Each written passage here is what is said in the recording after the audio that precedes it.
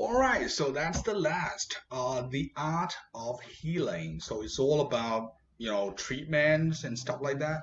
Okay, as with so much, the medicine of Tang Dynasty left its European counterpart in the shade.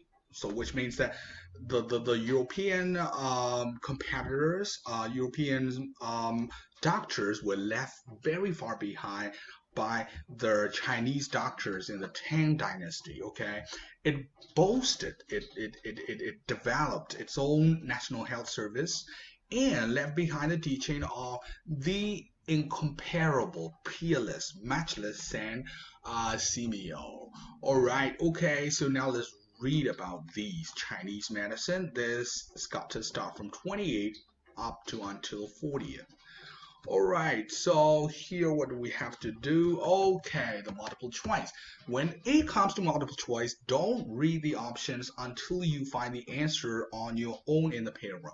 In the first paragraph, so it's got to be, the answer has got to be in the first paragraph. The writer draws particular attention to. So you read the first paragraph and what is the conclusion of the writer in the first paragraph, and only after that should you read against these options. Otherwise, you will get confused. The lack of medical knowledge in China prior to Tan era. So before Tan era, there is nothing.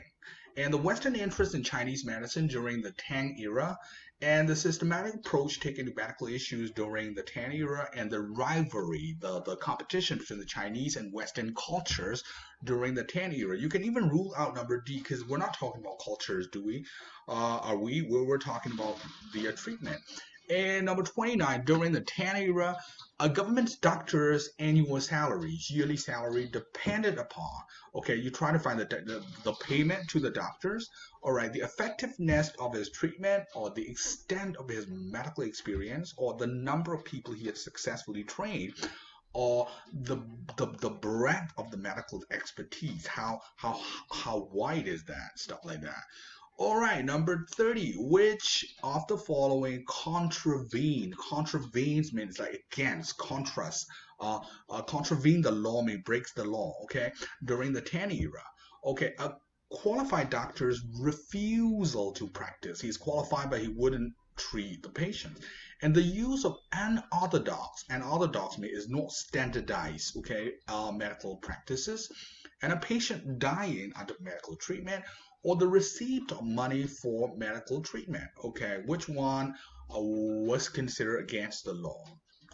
Number 31 to 37, yes, no, not given. Underline the keyword.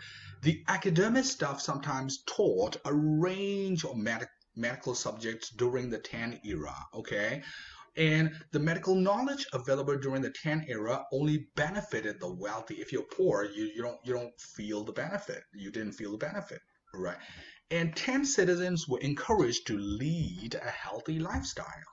And doctors who behaved in a fraudulent manner, cheating, right, were treated in the same way as the ordinary criminals during the Tan era. And medical reference books published during the Tan era covered practical and academic issues. It's like both theory and practical. Okay, Wati Mio. I'm not sure about my Chinese pronunciation, but this is called Wati Mio, contain the medical data from the Tan era.